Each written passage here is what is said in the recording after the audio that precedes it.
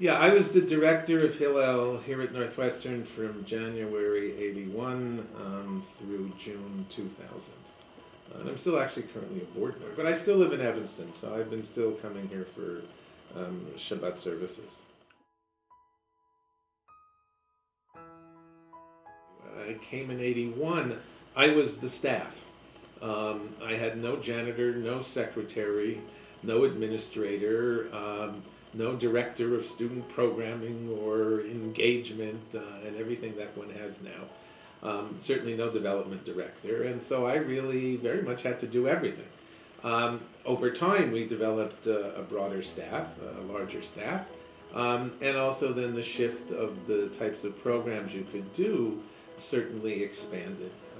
That shift to a broader staff, an awareness that you needed a broader staff to really properly address the needs of the Jewish community on campus, that shift began to take place pretty much in the 70s. And the other shift that took place is Hillel was to be that Jewish space on campus for private schools and even for some broader state schools as well. There were still quotas officially or unofficially for Jews. And so Hillel was that Jewish space on campus for people. But you didn't have the Jewish studies departments that you have now. And so the rabbi was really the Jewish intellectual leader on campus, not only sort of a spiritual leader, but also a Jewish intellectual leader. So the types of additional classes Hillel provided.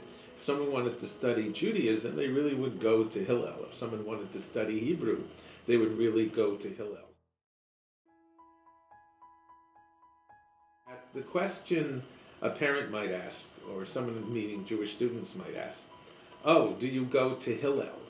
Is the wrong question to ask. Because Hillel is not about a building. Hillel is not about a location. Certainly when I came in 81, before the Fiedler Center was built, Hillel was a very long block and a half from campus, in an old brown house that you didn't walk by and, oh, there's Hillel, I'll stop in, but you only walked to as a destination point. It was completely inadequate. It didn't feel like campus. And therefore, what one did had to be out there on campus where people were. And that really was a critical function that Hillel certainly has understood and continues to understand. And then also was enabled funds to help you to implement that in a much greater way.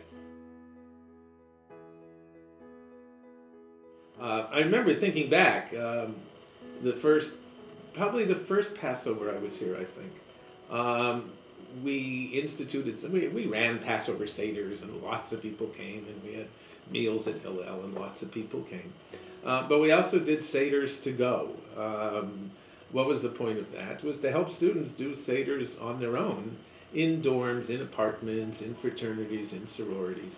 And the point of that was, it wasn't, oh, they're not coming to the Hillel Seder, they're doing it on their own, isn't that bad? Is the opposite. How can you empower and create and give students access to resources that then they can really take control of their Jewish lives? And so that's, I think, been a shift and a trend in Hillel, which certainly you see it happening today. We try to do that in small increments. The other aspect also, which is still true today, was that students tended less to identify with the institution, Hillel per se. And that's why asking, do you go to Hillel, was the wrong question. But it tended to identify more with whatever subgroup they were interested in. So students who say, oh, do you go to Hillel, may have answered no, but they may have very well have been active in some form of Israel-related cultural advocacy group. In more recent times, they could be active members of the Jewish Theater Ensemble at JTE, and not necessarily perceive themselves as going to Hillel, even though they do rehearse here now. And just fill in the gap of groups. And as part of it was giving students a sense of ownership of something which really interested them. It was always really important for students as much as possible to feel that they owned what they were and who they are. I think that's an added wrinkle of complexity in the nature of Hillel work, but I think that's the reality. Was the Hillel rabbi who really could engage Jewish faculty as well. Some of whom were active in the Jewish community, some of whom were on the periphery of the community. But that engagement with faculty and those connections that were built were also very significant. Now, I would do that in my time. Part of it was particularly with high holidays, where there were faculty who would come to Hillel services on high holidays, particularly the service at Pick Steiger, which it really ran for many years. And it was we were their congregation, at least. They weren't members of other places mostly, but in many ways I was their rabbi. And then that would translate into occasional weddings and weddings for their children, baby namings, unfortunately funerals at times.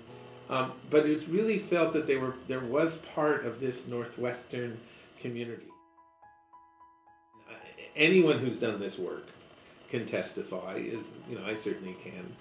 The letters you get years later saying, "Oh yeah, I remember such and such," and it really helps us if you remember. If myself and I've had sometimes the right memories say, "Oh yeah, you used to do such and such. You used to like such and such," and it means that those encounters meant something and were really important experiences for people. Doing stuff in the old days, doing firesides in the residential colleges, right? So those weren't about going to Hillel. That was being out there, but sharing some wisdom from Jewish tradition.